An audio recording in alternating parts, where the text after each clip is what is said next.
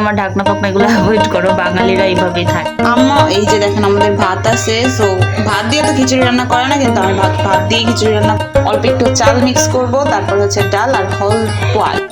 বাবারে আর একটু লম্বা হলো।